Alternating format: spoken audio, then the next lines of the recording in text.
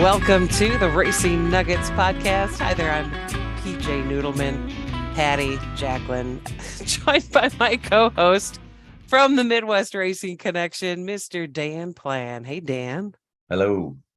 So our guest this week, I'm pretty excited about it. He's a hot shoe anywhere he goes, but he's one of those guys that kind of flies under the radar, if you will.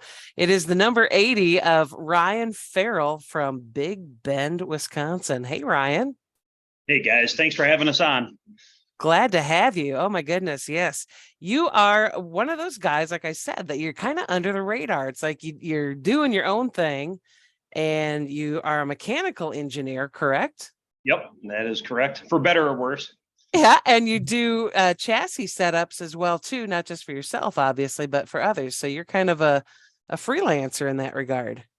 Yeah, I've done that a little bit. I've never full-time committed to it. A lot of the times I just end up helping guys out that, if I got some free time on the side on a weekend, I'll go help. Tyler Schley was one quite a bit through the years. Mike Sandholm's modified, Justin Painich, through the years. There's a lot of other guys I've helped out on and off. And I just like doing it and talking about cars and hearing what people's problems are. And not saying I certainly don't have it all figured out, but I wouldn't fly under the radar if I did. But yeah, well, it's just, you learn something all the time from everybody in all the different divisions, and it's not really a gig I advertise or anything like that. It's just a fun thing on the side I do when I got time. There's not a lot of time when you're trying to race super late though. Yeah. And when I say flying under the radar, what I mean by that is you're not one of those guys that's out there tooting your own horn all the time. I mean, you show up and you do really well when you do show up, especially at the Dells. I think that's probably, is that one of your favorite tracks, Dells? Yeah, it's definitely at the top of the list. It's got the right combo of everything. The family side of it, it's a Dells, so you don't have to twist anybody's arm family wise to go there. The kids and all that. And then the atmosphere there right now is probably the best, I think, in the Midwest, I'd say. Not to slight anybody else, but they seem to have it going on with the car counts and the crowds and the way they got the bars set up in the stands. I pay attention to all that stuff. The playground right where the track is. So it just, everything going on there. That victory lane is top notch, having it right where the fans can see. So I'd say that's my favorite for non-racetrack reasons, my favorite track. So. And I want to say, I think it was 2 years ago, the July, I think it was a Live for 5 race at the Dells. You had something really figured out that weekend, and that had to feel pretty good to run. I know you always run well, but that was almost a dominating performance. That was a night. So that was really, I think Plover might have had one race before that, but that was the first race after COVID. Yeah. And it's still, I got to guess that might have been the biggest crowd I've still ever seen there that night. And we unloaded and we knew it was good. And just something about, they sprayed the track a certain way. We hit on something, and we had been on a run there for a while. I think we finished in the top 4, like 7 races in a row at the Dells for the Live for 5. So that was right in the middle of that. And we ended up losing the championship by 1 point to Casey that year in a pretty good battle. And man, that night was just something unreal, and ended up battling Morrissey that night for the win. And I've never worked that hard to pass one guy. And I had some friends tell me once I finally got the pass down, the crowd was just going nuts because it was like the hardest clean race you ever seen. And he was doing things that I hadn't seen anybody else do. And just little tricks that I was watching, like, man, he's like changing his entry. He's doing things to throw me off. And he was just unbelievable. And I had a better car that night. And it was just such a chore to pass him clean, and nothing he was doing wrong. It was actually incredible. I think I learned a thing or two. And when we finally got it done, it was just such an accomplishment for me. That that'll be a night I'll never forget. And Bruce had the audio that night, and man, it just made for a great video to show people, and something people still ask about. Yeah, it definitely was something to make me, realize how much better we have racing up here than in other parts of the country, because it was a really, really good race between the two of you. Yeah, and I don't just say any more about how good Andy is. He's if you ask me, like, list of guys that you just, when you race with, you see him do little things that let you know how good they are. He's right there. So right at the top. I love that you called him Andy. Yeah, Andrew. Yeah. I only know him as Andrew, but Andy, I love it. I had to Yeah. think for a beat. I'm like, oh, Andrew. Okay. That guy. Yeah, Funny he won stuff. best last year. He's pretty good. Do you have a favorite track, Ryan? Other than, I So, mean, the Dells we okay, talked about, but favorite track overall is Adele's. The whole package, it's Adele's. The most fun track to drive by a mile is Slinger. That place is unbelievable. If you want to get into racing for no other, it doesn't matter, 4-cylinder, street stocks, whatever. You can't really say you've done it all until you've raced there in anything. Go do one of the spectator cars. I don't care. Just go feel what it's like to go around that place. And that's where I learned how to race. So most fun track by a mile. Just in practice, it's fun, right? The track, I guess I'm not answering your question favorite very well, but Plover's always been a track that I felt like of all the tracks in Wisconsin, I can make up for a car better there than anywhere else. Like I can see other guys make mistakes there. I can see guys pushing too hard.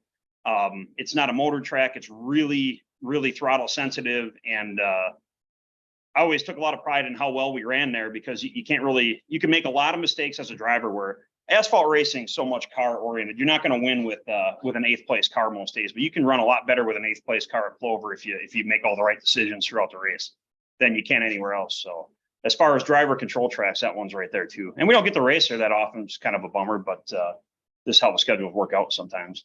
But Dell's overall, Plover is kind of my favorite strategy track. And then I'd say Slinger is just the most fun by a mile. So nice. Where did you get your start at? Well, driving or otherwise, because I got to go way back. We'll go driving.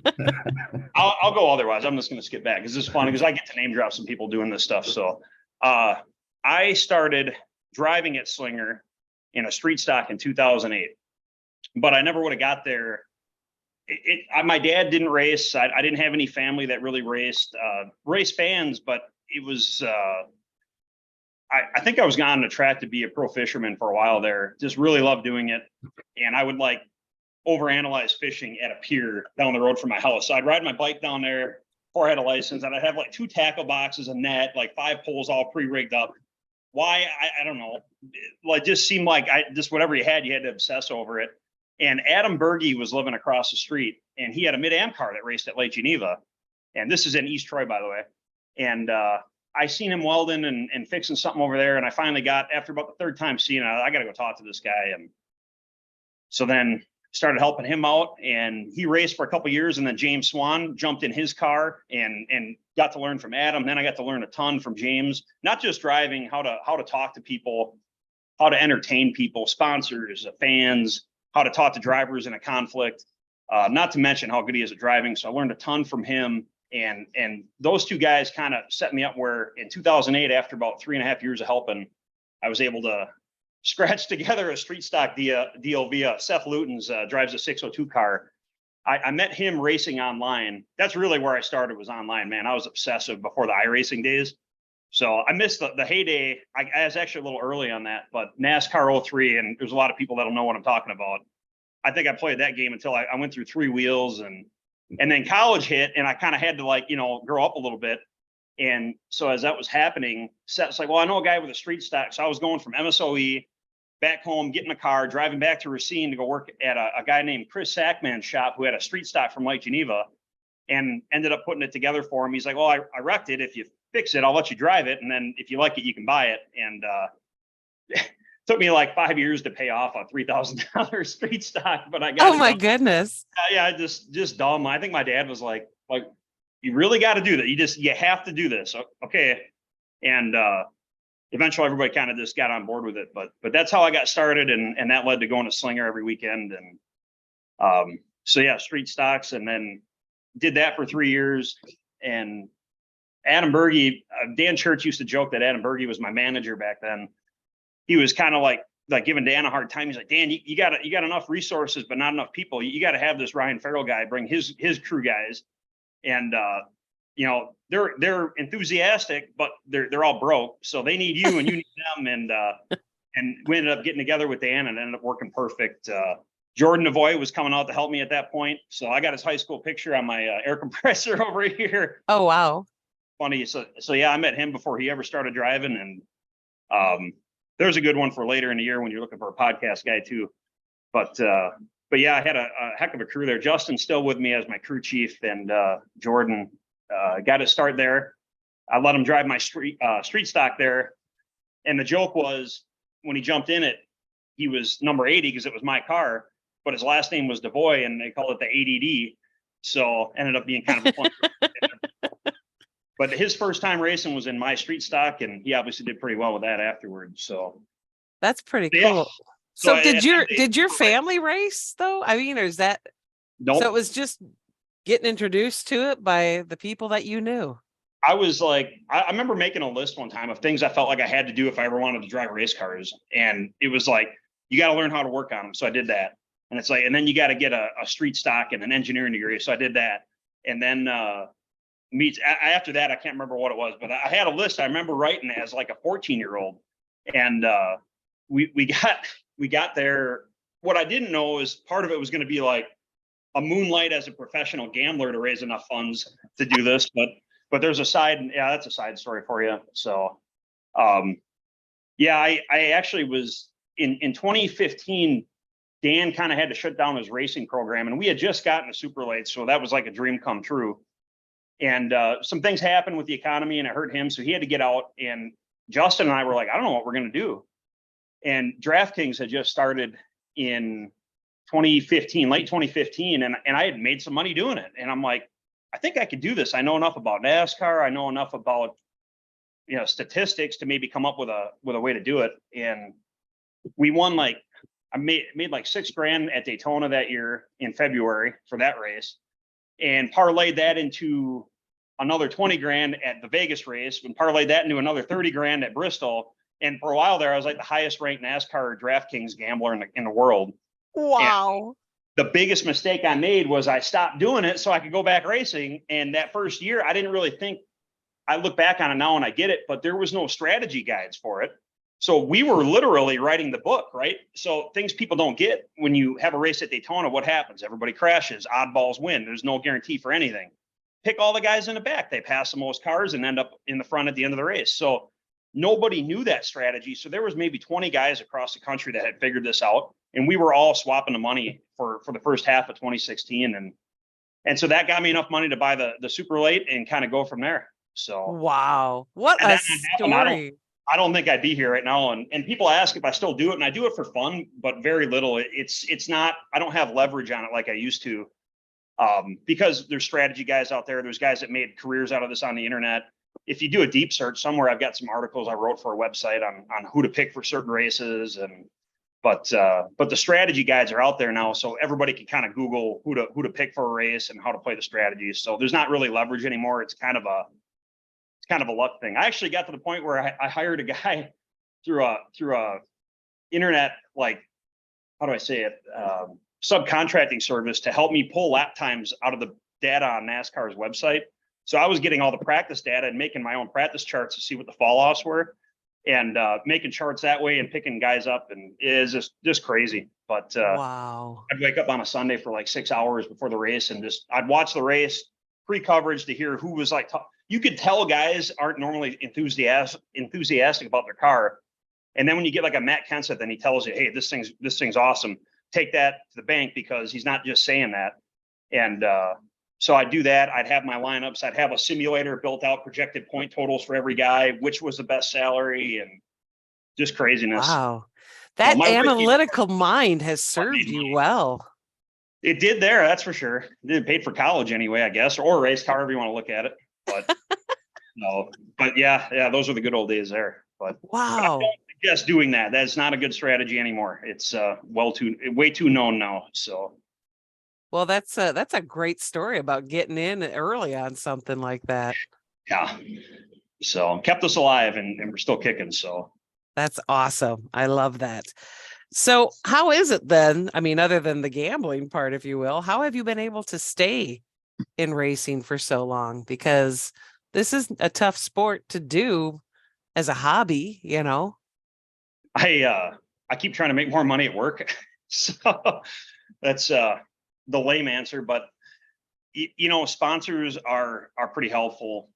like obviously, but I've got a few good ones that at the time came along, and you don't realize how big of a deal that is as you get them. Mike Thierry has sponsored the motor stuff quite a bit. He does what he can to help me out with that. So without him, no way. Darren Travis, I use his trailer. I roll in with the number 5 trailer, and I get that. Well, why are you number 5? Why don't you have number 80 on there? Well, it was Terry Patnode's car that Darren owned at Lake Geneva, and that was number 5. And they help me out. We're all kind of friends now, and so I've been using that trailer ever since. And those cost a lot of money, so that's why we haven't updated that. You cut corners anywhere it's not a performance thing, and you try to focus on things that you think that'll matter. So the motor thing helps a ton because that obviously matters. But we've only had one car since 2018. It's just a 2017 left-hander I bought through Ed Holmes. Yeah, you try to pick, just like you said, analytics. Where does it make sense to spend money? Where am I going to find half a tenth without spending that much money? So, and it works out pretty good. I think we run really well under the UMA rules package. I think when we go to tour races, for reasons much debated on the internet, we may or may not run as well. But we still run top 10. It's hard to compete with the best of the best at that one. It seems like we're always at half a tenth to a tenth off where we need to be. But yeah, that's how you do it. So you do a lot of stuff on your own. You find good people. That you mentioned that Dells race back in 2020 when we won it. The joke was the best unpaid pit crew. And I didn't mean that as a slight. I was just freaking out because I was so happy. But all the guys that helped me, I don't pay any of them. And they all oftentimes, I get pit passes when I can, but you have a bad week, you're not able to get much. And if it weren't for those guys, there'd be no way I'd be able to do this. It just, think about what it costs to bring 10 guys into the pits. Costs over $400 now. This is, or almost $400. That's half your tire bill. And you know what that costs now. So finding people that want to be involved is tough. And then when you do find them, give them the chance to make decisions or have an influence on the team so they stick around. Trying to balance all that's tough, but it can be done, obviously. So yeah, that was interesting listening to him last week too. So similar situation. Yeah, I was going to say you sound a lot like Jacob Gady in that regard, that you are kind of an independent maverick that does your thing, and you're very smart and calculated with what you choose to do. Well, I make a lot of mistakes, so. Let's talk a little bit about what your plan is for this season. Do you have your schedule put together for what you want to do? Yeah, it's when's the icebreaker? April 16th, 17th. I think it's a 2-day show there. We're going to go there, and then from there it's totally up in the air because we're going to run the Alive for 5, so you can pencil us in for that. We're going to run most, if not all, the weekly shows at the Dells. One of the things that's hard is swapping the car over between Dells rules and tour rules. There's overall weight, there's left side weight, there's a whole bunch of, there's a way they tech is different. And without saying who's right or wrong, whatever, that's a lot of work. And at 35 with 3 kids and more responsibility at work, you got to kind of pick your battles a little bit. And I'm reaching that point. So how much tour stuff we do, I do not know. I don't fully understand what the rules look like for the Stars Tour race at Madison right now, because I had mentioned that, hey, right now there's no LST in the Stars rule package. So am I going there with a 2-barrel of 50 pounds light? Am I going there with a 2-barrel the same weight as everybody else? I don't really want to do that. But or am I putting a 4-barrel on it and running what everybody else is running? That seems to make some sense. But I think they've got a few questions to answer there yet, and we'll see what happens with it. So I don't know if we're going to run any or all the Stars races. I'll definitely hit a handful of tour races. I love racing at Jefferson. That's one I could have mentioned earlier. You only get one chance a year there with a super late, and it's a lot of fun.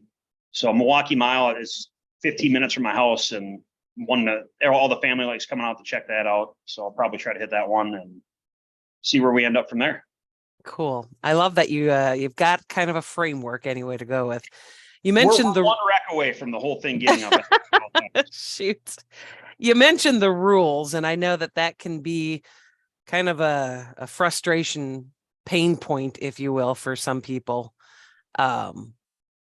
Is it a pain point for you as well then, as one of the smaller guys? Yeah, well, and it is for the work side of it, because the trend right now in racing locally is most guys at the front of the field have multiple cars. And my hunch is a lot of them stay under one setup rules package and don't get swapped back and forth. That's not 100% true. But the work it takes to swap one car and make it to all these races is very tough. And then you add in the weight penalties at some of these tracks. It's a little frustrating. The more you are in the corner, the longer the time you spend in a corner or off throttle in general, the more weight penalties kill you. And I think Storm's gone on about this, but it's a little frustrating when you know, okay, I don't have the car that can win, but I think I can run 10th today.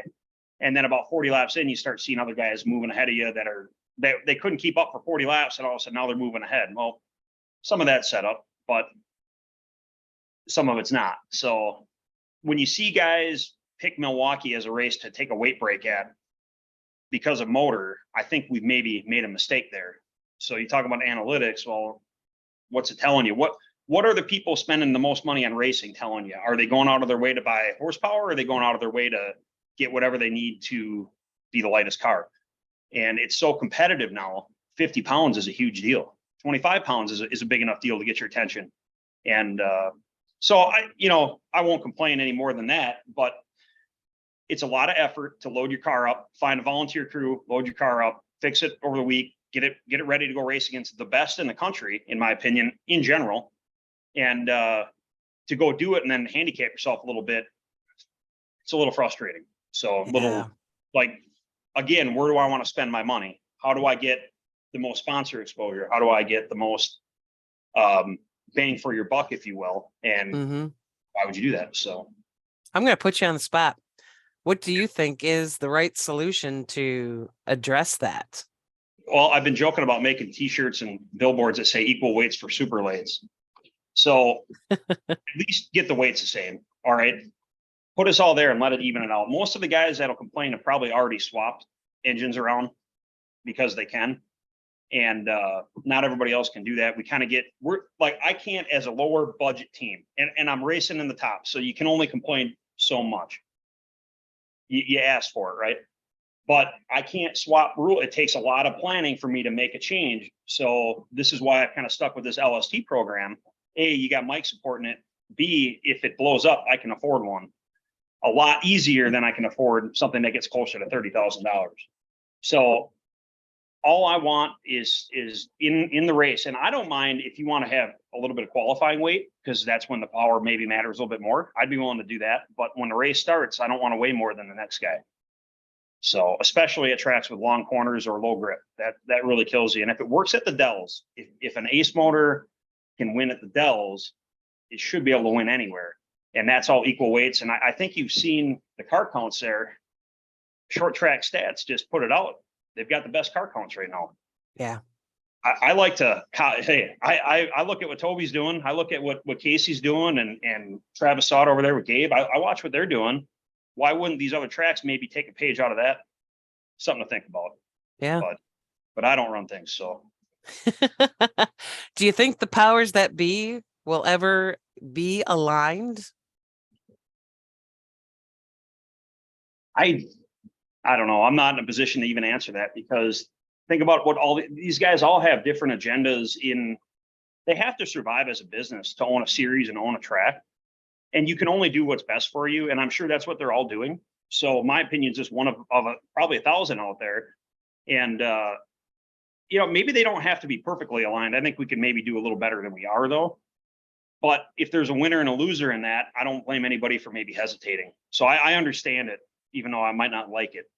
Yeah. So, well, we can keep praying that everybody gets their poop in a group on that, and it can be a lot better. It would be nice. It would be nice. Talk to me a little bit about your family. So I'm now the father of 3. My wife, Ann, is, I always joke, she gave me a hard time at lacrosse. I was like, well, my wife's not a very big race fan, but she lets me do this. And I'll stand by that. I mean, she is like, I always say I can win Daytona and be all over a sports center or whatever. And she'd be like, did you have fun? Yeah. Did you spend a lot of money? Oh, not too much. Okay, cool. And So, but she's as supportive as you can be every other way, without maybe putting a car together. So, great mom.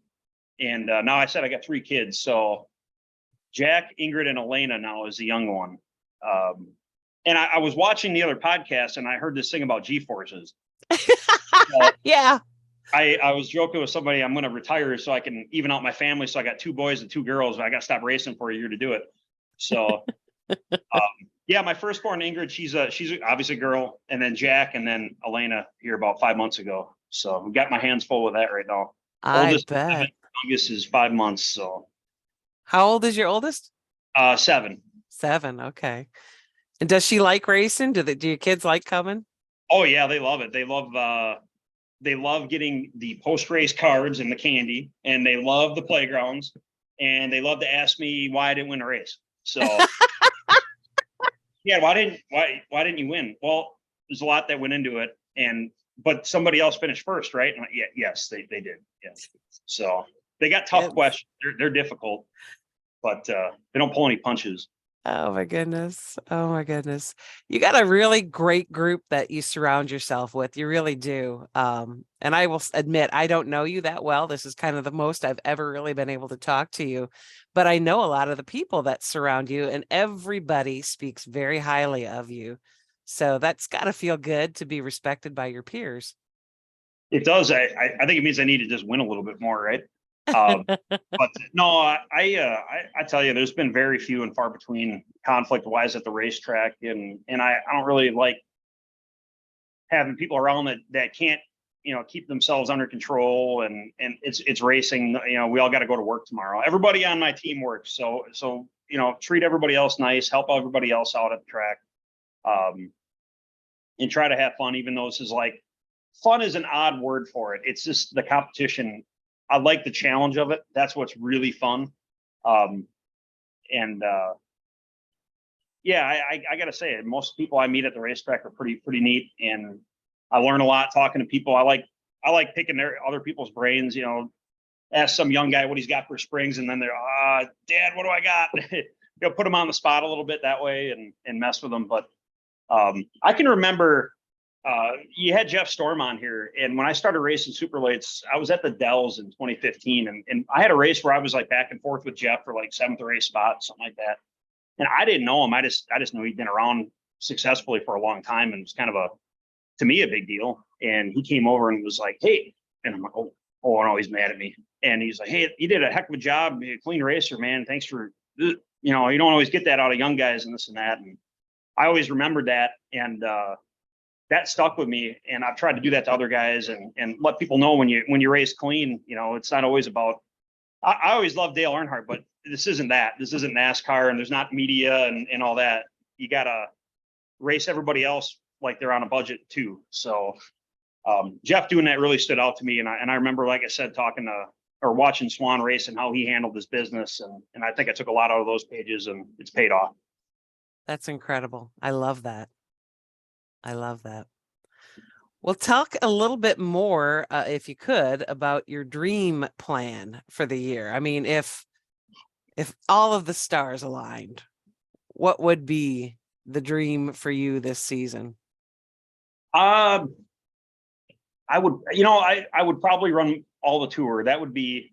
I don't really have like dreams outside of the Midwest, because it's just to like put that together. You're talking like almost 6 figures to be able to go run. So I'll watch these other guys go do that, because I just, it's not in my budget. It's not even close.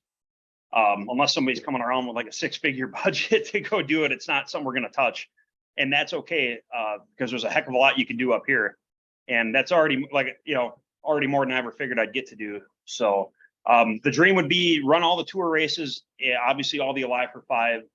Maybe hit a few more Tundra races. I always like Matt Pannier, but just any year I get to run the whole year and not miss too much because of motors or crashes or anything like that. That's a great year.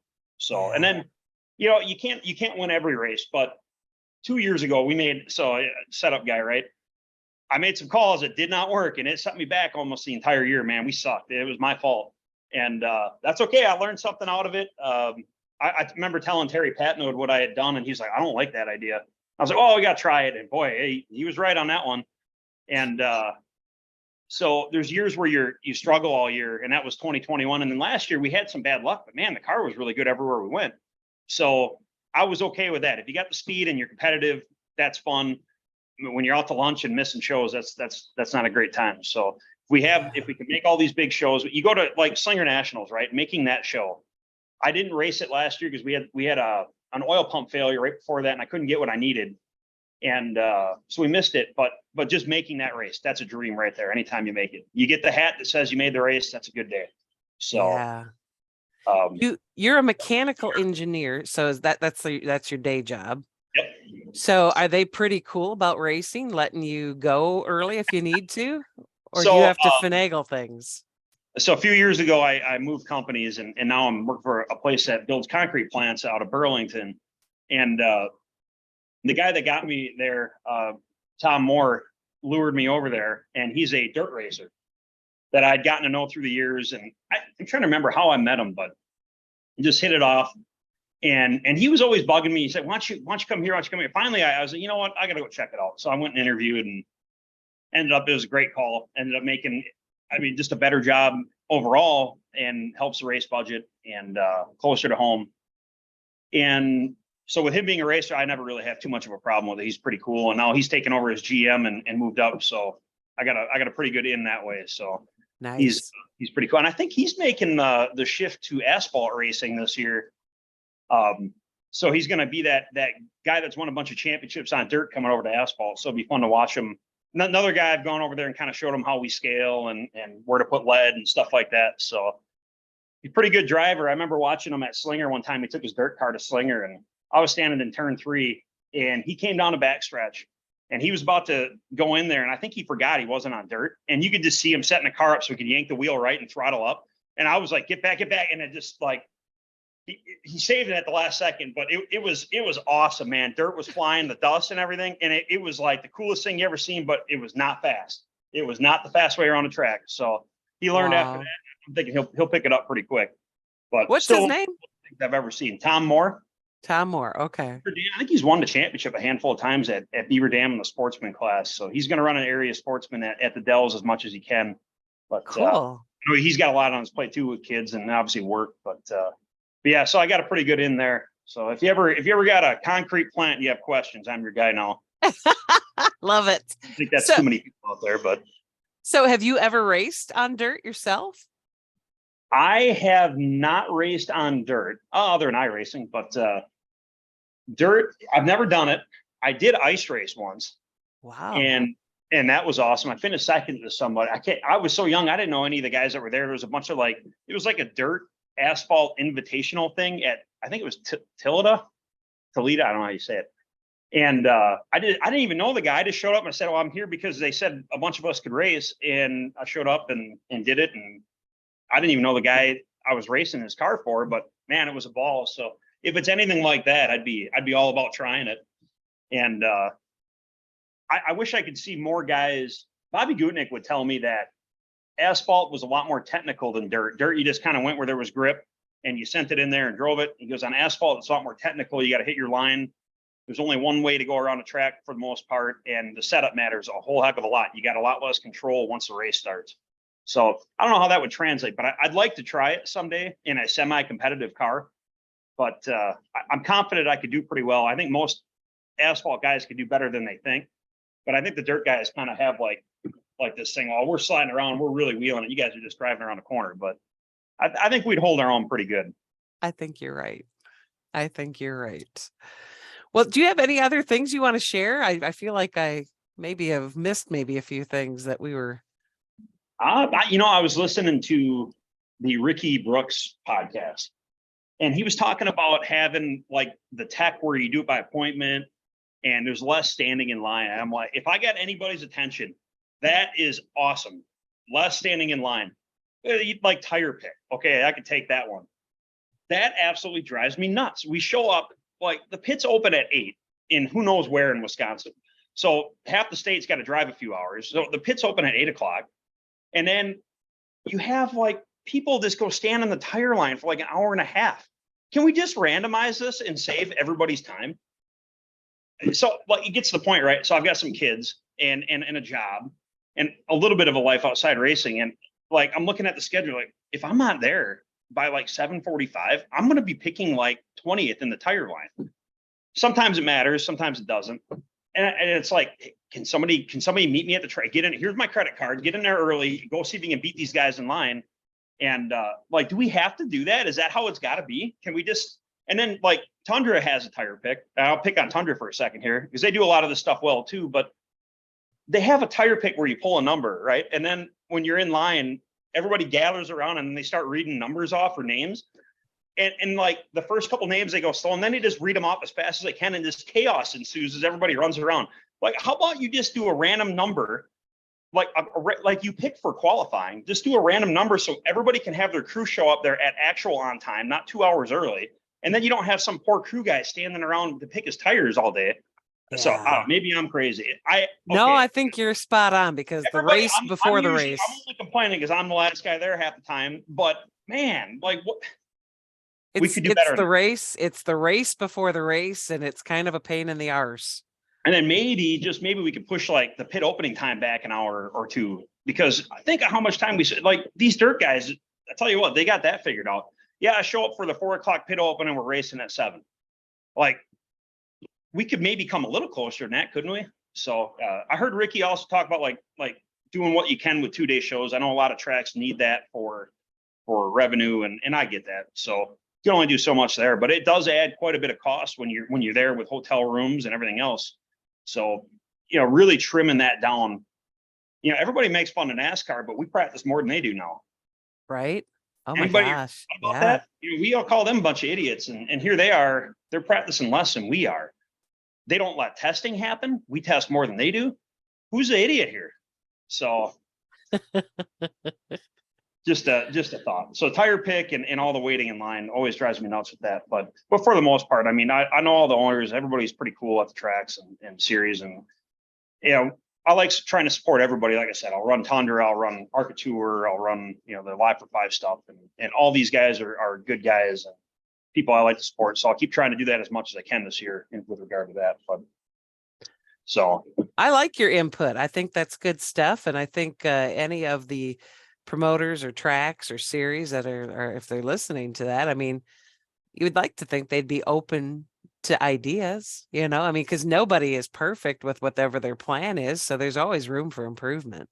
And for the most part, they are too. But yeah, I think the tire pick one just irritates me the most because I think the solution is so simple, man. Just pick a car number.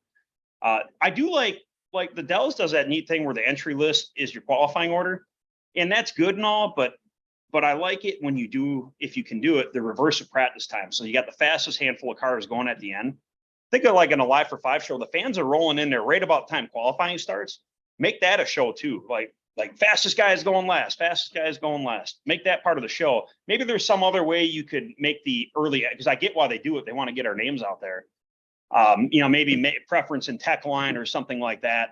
Some other reason to still get your info in there, but make it a show. So that's the other advice I'll say while I got the crowd. I like your ideas, Ryan. I like your ideas a lot. Make it fun. So good stuff. Well, I learned a lot about you today. I think probably the one that has just given me the chuckles yet is the fact that you made so much money with fantasy NASCAR before it hit the big time. That's just crazy.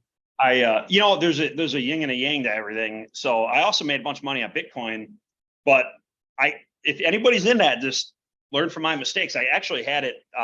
I got robbed, got my computer hacked and lost like 50 grand with that. Now it wasn't I had much less invested, but it was cool to watch a small amount of money turn into that. And, so you win some, you lose some. I always joke like I won it. And then I lost it, that way too. But, so don't make my mistake.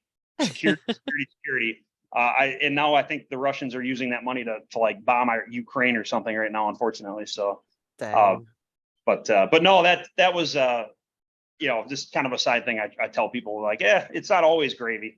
So, well, you have been a pleasure to talk to. Thanks so much for agreeing to join us on the podcast. Yeah, no problem. Hey, can I plug a couple of sponsors real quick? Please do. So I got to say, yeah, Adams Towing. I got to know Rick via Royce Rossier, and I wanted to get to that name because I think he's a pretty well known guy, and the fact that they sponsor me and that crowd of people is awesome because I tell you, them guys. If you want to hear some stories, when they get going, I'm just along for the ride, man. I can't get a word in because I'm dying laughing. They get into some stories with some old racers, Kenseth and Bickle and whoever they were racing with. And then Rex and Royce talking about their races against each other. Man, oh man, it's just too much. And it's pretty cool to have guys like that supporting you. And I tell you, it means a lot. And Adams Towing, a lot of racers are watching this. If you have any problems with your truck and trailer, get out there, give them guys a call. Derek Rame had messaged me and said he called them and they took good care of them. So, any guys get stuck on their way to the Dells or whatever track, maybe give them a call if you're in the central part of the state. So they support me huge. Wouldn't be doing it without them. So, well, it's good to have them right over your shoulder there too. Yep. On the car. Look at there. Yeah, I learned a thing or two through the years. So I love it. Ryan, you are a gem, and I'm looking forward to seeing your success in 2023. Okay. Sounds good. Nice to kind of formally meet you. I know I've talked to you, said hi briefly, but I'm actually somewhat shy, I guess, with that. So nice to talk to you and appreciate having me on here. So well, and I'll be sure to come up and say hello at the track again next time. Sounds good. Anytime. So thank you very much.